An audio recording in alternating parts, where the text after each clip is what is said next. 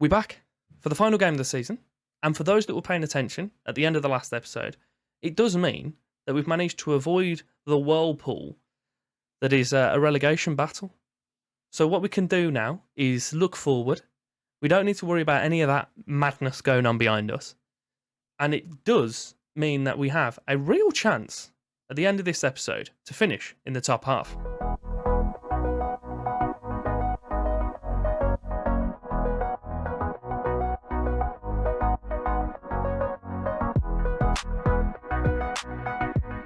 Welcome back. Episode 5 of the splendid Berlin Love. You can see that we are currently in 9th position. So if anything, it's more likely than unlikely that we'll finish in the top half. It would require a little bit of fiddling about. So Köln, who are currently going to be going into the game against Braunschweig, they would require a win. We need to lose against Mappen, who are just one position ahead of them. And Duisburg, again, would need to pick up points as well. So both of those games, along with our own, would need to go against us for us to be able to drop the points. And along with a 3-goal swing in Köln's favour, which isn't the most, but it's doable. So we'll just keep an eye on that. We'll keep a little look over our shoulder because there's no way that we can move forward. But as long as we pick up a result in this game, happy days. Talking about results, I'll run you through the fixtures in a second. But before I do so, yes, I'm going to do it. If you could do me the favour of liking and subscribing, if you're not already subscribed, because I think there's like 6% of my viewers that are actually subscribed, then go down and check. You may think you are, but you might not be. So just go and check. Give that little red button a slap about. We had played quite a handful of fixtures. So our last episode was against Verl, or in our last episode, sorry. We've played 2.5 months, give or take, but best part of 3 months. Kicking it off with a 4-1 win against Wiesbaden. I'm going to put the other schedule viewer on. Following that up with a 2-1 win against Freiburg, 1-0 against Havlis, and a 2-0 win against my fierce rivals, 1860 Munich. They're completely unaware of it because it happened in a different timeline to this one. But I'm fierce rival with them. They've got themselves promoted as well up to the Zweibundesliga, so we need to get ourselves up there sharpish and beat them again a few more times. We followed that up with a 1-0 loss against Osnabrück, who were a team that beat us quite convincingly in, I think, episode 2 or 3. I think it was episode 2. So that was a much closer game. It was away from home against one of the stronger teams in the league, and we put up a really good fight for ourselves. So I'm pretty happy with that, even though it was a loss. Another 3 games now with wins. 2-1 against Magdeburg, another promotion kind of pushing team. 2-0 against Dortmund, and 2-1 against Duisburg, who are the team that we're battling with at the moment. You might have noticed on the formation screen, I thought, do you know what? Getting a bit of confidence now. Team are all behind me. Let's go back to our 5 at the back. Didn't work. We lost 2-1 against Würzburger Kickers and 1-0 against Saarbrücken, who were the team that were already relegated at that point, which wasn't the best. I realised maybe it's the 3 at the top, because that's supposed to be quite powerful this year. And we put it in for our game against Türkgücü München. Slapped them away from home, 5-2 win. Happy days. 5-2 win that included a 92nd minute goal for them as well, so it could have been even more convincing. So it's pretty good. So I'll show you what we've been up to with the tactics just now. We're going to go into the Mappen game, so I'll give you the lineup for that and the tactics just to the other side of this transition. Why, thank you, Pastash. Beautifully summarised. We have our 5-2-3. The previous iteration of this against München, I'm just going to call them a Turkey Munch, that did have the 2 Mazzalas. Very aggressive. So realistically, if we get caught out of possession, all our guys are going to be pushed up the pitch. So he's going to be here. These guys are going to be about here. Benjamin is going to drop in. We're going to have like 7 men forward. Probably a tad excessive. So what I am going to do is drop these 2 to a deep line playmaker and box to box, which we have done in the middle. And our centre back, I am going to, instead of being on cover, I'm going to put him on stopper and make him push and press slightly more aggressively. So he's quite similar to a halfback in that regard. But I think it should do a good job for us, keeping us unbalanced. We can go positive if we're playing against a weaker team. We can still keep the 4-3-3 in. So if we're playing against really weak teams, we can push that in. Maybe change to that in a game if it's not working in our favour. But we've always got the option. We've got those 2 strong formations now. Hopefully this one's strong as well. We will start with Kral in goal. Cap, Levald, and Hahn as our back three. Pinker and Bayerita outside, with Highland and Thielsen as the centre mids. Then we have Benjamina supporting Avina and Imsak as the strikers. A throw-in for ourselves. Hahn puts it forward towards Imsak. Benjamina and Howland have the ball in the middle. Good ball out to the right winger. He's got a few bodies in the middle. Plays it short to Avina. Back out to the wing back. Puts it into Imsak and his header finds the top corner. Happiest of days is 1-0 to ourselves. This is all we need to do. As long as we pick up a result, if we pick up a win, nothing the other teams can do. We can seal our position in ninth. There's no real chance of us moving forward because they're 4 points ahead of us. So just we can secure our own position. Nice to finish with another little green counter at the bottom of the calendar as well. Pretty good for us. Köln are drawing at the moment, and Duisburg are currently winning. So if we do anything other than win, we will sacrifice one position. Bar puts in the cross to the near post. It rattles off our crossbar, but he's swiftly kicked away. Kroll on the ball. Puts it short to Hahn. He's very hesitant to release the ball, but Bayerita and Thielsen play it shortly between themselves, and it's all the way back to the goalkeeper. It's fine. Keep possession. Don't worry about losing it. That's the main thing. Cap, short to Highland, out to Pinker on that right side. He's gonna plough past his man, is he? No, he's little kick in the back. Release the ball. Thielsen, Benjamina, back into Highland. Nice release. Pinker out on the right side. He's got a few bodies in the middle again. Benjamina this time, and it's headed away. Thielsen, Imsak. Back out to Thielsen, all the way out to the right wing again. Avina. He is called Avina. I thought I'd said the wrong name then. It was a nice little attack, that was. You can probably see up here that Munich are promoted, as I mentioned earlier. Osnabrück and Kaiserslautern and Zwickau, the three teams are battling for that final automatic spot. And then, obviously, the second of the two has the, what is it called? It's not commiseration. They can take the wooden spoon of the playoffs, is what we're going for. And obviously one of them are going to have to miss out, but that's not my problem. It's not for us to be concerned about. Maybe in 12 months' time, it will be something for us to be concerned about, but there's a hell of a lot of transfer business to do between then and now. Hahn with a throw in again. Puts it short to Imsak and back into Thielsen. Good ball through to Bayerita. He doesn't really have an option in the middle. Pulls out a decent shot. Gets the goalie worried, but overall leads to nothing for us. Just past the hour mark now. We will make some substitutions. We've got 5 to make, which I always forget about. So we'll bring Benjamina out for Cooch.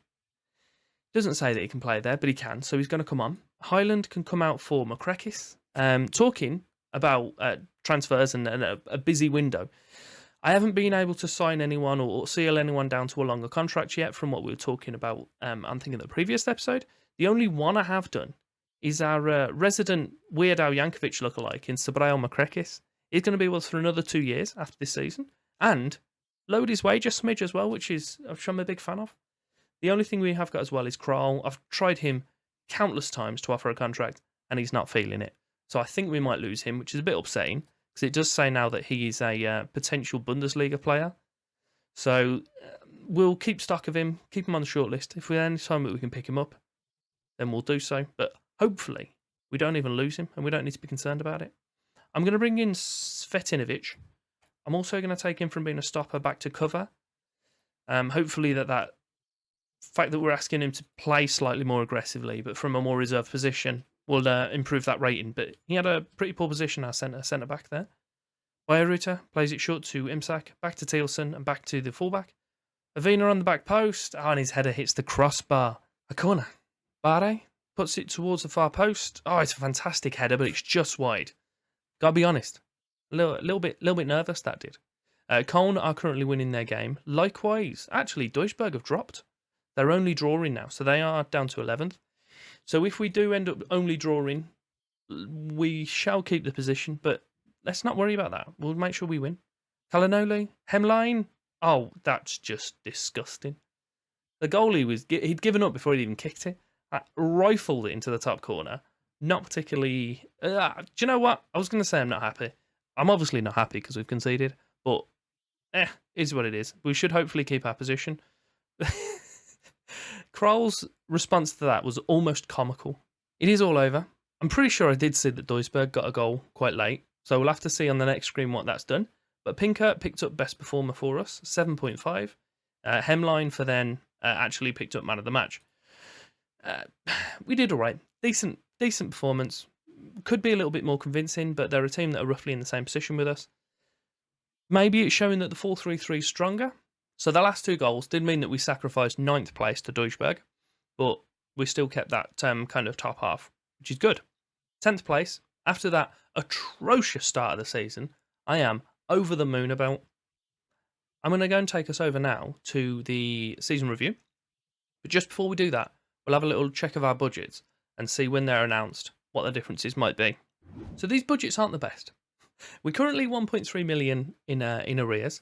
We have had a 500,000 injection from the board as well, so we'll ignore that part. It's mostly the issue of the current wage budget being 38 grand. They're currently spending 37.5, so we're only just shy of that, which is good, about £700 to spare. The committed spending for next year is £20,000. But it does say on the line just below that, next season wage budget with 31 grand. Hopefully it will actually be a little bit higher than that, because ideally I'd want them to invest a little bit more, give us a chance to push higher. But if we're doing that on a smaller budget, might be tricky. But at least I can bring in players that I like. So I think we still might be able to make something work from that. But we'll jump through to season review and we'll see what the actual budgets are. And here we are, a little bit of ticker tape. And I'll take that, considering, as I say, we were expected to battle bravely against relegation. Signings, the top 2 are Imsak, who was given an A+ from the board. Avina, who, because we didn't pick up, we're not going to get a rating on. Likewise with Bayerruter, Kral, Hahn, Pinker, Eze, I think Benjamina, and Ermashan, and Verkamp, and Makrekis. But we bought in Highland, who was listed as the signing of the season. But oddly not over Avina or Imsak, maybe because they're loanees. I'm not sure. But he was given a decent rating from the board. Transfers out, I'm really not that bothered about, to be honest, so I'm not going to go into these in much depth. The only one that did make me laugh is Shinji Yamada. He played 1 game, had a rating of 9.4, never played again. So according to this, the board expectation is mid-table. We've all seen that it was battle bravely. I don't know why they're doing that, but we got it anyway, so it's fine. But the board are delighted that we achieved a top half finish by the skin of our teeth. We achieved a top half finish, and that's the main thing. Finishing 10th, and I'm assuming this is them saying that the competition's top scorer for ourselves was Avina on 19. Our moments to remember. Biggest win was the penultimate game of the season, which was away against Turkey Munch. Beat them 5-2. Pretty strong result for us. Oddly, our match to remember was a 2-2 draw. 2 late goals, maybe that's why, in a 94th minute equaliser. And the goal of the season was by Highland, scored in the 27th minute. So what's this? Himmelblau family? That's us, apparently. So the goal starts with Hahn, knocks the ball forward to Avina, brings it down, sees Highland make the little run through the midfield, and instead of going through on goal, because he's got the space in front of him, he's just like, nah. What I'll do, I'll just bend it in from here. So he did just that. Pretty tidy finish. One thing, firstly, before going into the actual kind of finances, our club reputation's grown, which I'm pretty sure the first time I've ever seen that. So, well done us. Up to a dizzying 2 stars. The sponsorship was 1.3 million, give or take. Broadcast revenue was just over £500,000. Corporate and hospitality, just over 25k. And our match day commercial was about 50k as well. We don't have any competition prize money, but that might be due to the fact that it just hasn't been awarded this season, because the season's technically still going with playoffs, etc. But merchandising, we picked up just shy of 20k. We lined up with the 4-3-3 here, with Kral, Pinker, Gunter, Hahn, and then Bayerruter. We then have men's supporting Thielsen and Highland, and then Avina, Imsak, and Benjamina as the top 3. So we played that pretty number of times. Pretty good response from us. We see that Avina got 19 goals from 38, which is strong. Imsak got 9 from 14, so his actual goals to game is stronger, but he came in at the 4-3-3. So that could be why. I think if you looked at Avina's from the same time period, he's probably going to end up being stronger than Imsak's. The accolades shows a horrific amount of records, which have been broken. Some good, some bad. Some players, very bad. Not talking about anyone specifically there, Bernd Naring, who still hasn't left the club. I'm not going to read through them all because I'll be here all day. I'm just going to point out a few of note. Highest transfer fee received was Falcao, £3,000. That's going to be broken 100 times over this series. Our oldest player was Leonardo, who's with us for 6 weeks. Played 1 game and just before his 39th birthday. Our worst discipline was Naring. He broke that record from only 10 games with 4 yellows and 2 reds because he's crap. And then there's some other ones as well, but feel free to read through by yourself. We don't have any competition awards, and the club awards are shared mostly between Avena and Highland by the looks of this. Hahn picking up key passes, Thielsen with the assists, signing of the season and goal of the season with Highland, and then everything else is Frank Avena. Fans player of the season, young player of the season, top goal scorer, most man of the match awards, and highest average rating. Pretty good season from him. I'll see if we can bring him back, but it is incredibly unlikely I'll be able to do so. So I don't, as of yet, have our budgets for next season. But what I do have is our training camp destinations. You ready? Brace yourselves. To start off, we have a choice of Berlin, Germany, or just Germany as a whole. We're going to go for the whole of Germany. We won't narrow ourselves to just the confines of Berlin. What's the point? Why give me a choice? We have our end of season meeting as well. The expectation for next season. So they want us to finish mid-table.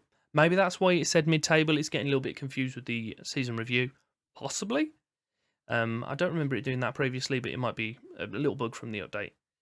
Not too much change. They want us to finish mid-table and then just continue being an established team. Which actually, I got that 3 years ahead of schedule as well, earlier this season. So, pretty happy about that. But we'll accept that vision and we'll jump through now to the budget. The budgets are here, and it is vastly better than I expected. I was not expecting it, obviously, because I just said better than expected. £0 transfer budget, that's cool. But they've given me an extra £8,000 a week. So not only are we getting rid of all the crap, majority of the crap from last season, I've got another, 26,000 to spend on top of players that we've already got at the club. Pretty happy. We'll see after that news if Kral will be happy to talk. He's not. He's not happy at all. So to summarise, pretty successful season for us. Avena actually finished second in the goal scoring, which again, he missed quite a lot of it with an efficient system. He definitely could have took that this year. 4 teams going down were Saarbrück, Havelese, Wiesbaden and Dortmund 2. And actually, Osnabrück missed their chance of promotion, which is a bit upsetting for them. But I couldn't care less. As a comparison for the start of next episode, when I've gone through the whole transfer window, we have ourselves in 17th at 50-1 to win the league as things stand.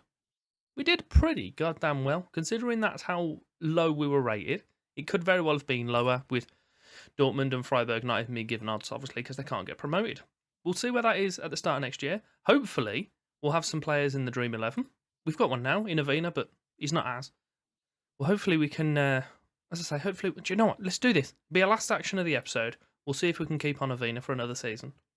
They're not feeling it. Can I offer him full whack of his wages? Will you let me? It's not looking promising.